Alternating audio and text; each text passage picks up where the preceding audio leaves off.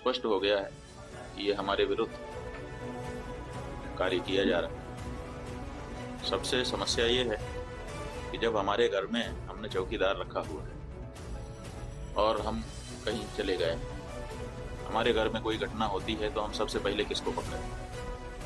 सबसे पहले तो चौकीदार को पकड़ेंगे ना, कि तुम कहाँ थे, क्यों ये घटना हो गई तुम्हारे रहते हुए, किस लिए तुमको रखा। लेकिन यहाँ नहीं ऐसा हो रहा।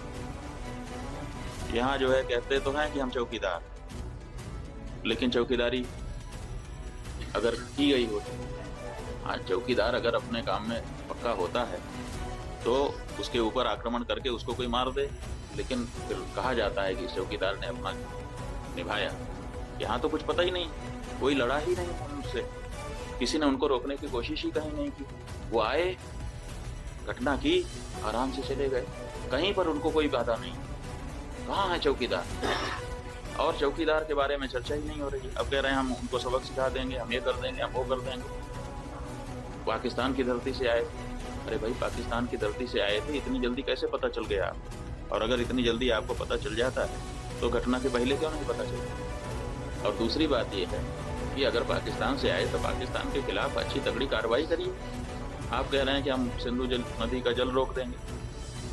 आपके पास जल को रोकने या उसको डाइवर्ट करके अपने ही यहाँ, अपने ही देश में रख लेने का कोई उपाय ही नहीं। हमने विशेषज्ञों से पूछा कि अगर हम सिंधु नदी का जल पाकिस्तान में जाने से रोकना चाहते हैं तो हमारे पास क्या व्यवस्था है? उन्होंने कहा हमारे पास कोई व्यवस्था नहीं है। अगर हम आज से शुरू करें कि ऐसी व्यवस्था हम बना लें तो पैसा कितना लगेगा वो तो अभी पूछिए ही मत।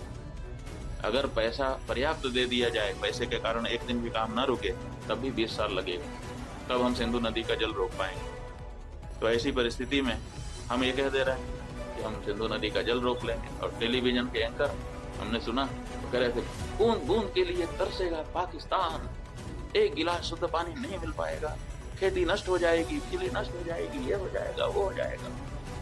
गजब बता रहे थे, ऐसा लग रहा था कि जैसे प्यास तो लग ही गई पाकिस्तान को। और इधर विशेषज्ञ बता रहे हैं कि हमारे पास पानी को रोक लेने का कोई उपाय ही नहीं। तो ये जो बातें हैं ये समझ से बाहर हैं। हमारा ये कहना है कि घटना बहुत बड़ी हुई है, इससे बहुत सारी शिक्षा समझ लेने की आवश्यकता है, सबक लेने की आवश्यकता है। और सबसे पहले जिन लोगों से ये चूक हुई उनको चिन्हित करने की आवश्यकता है और उनको दंडित करने की आवश्यकता है। उसके बाद अगर कोई बाहरी है तो उसके ऊपर भी प्रहार करना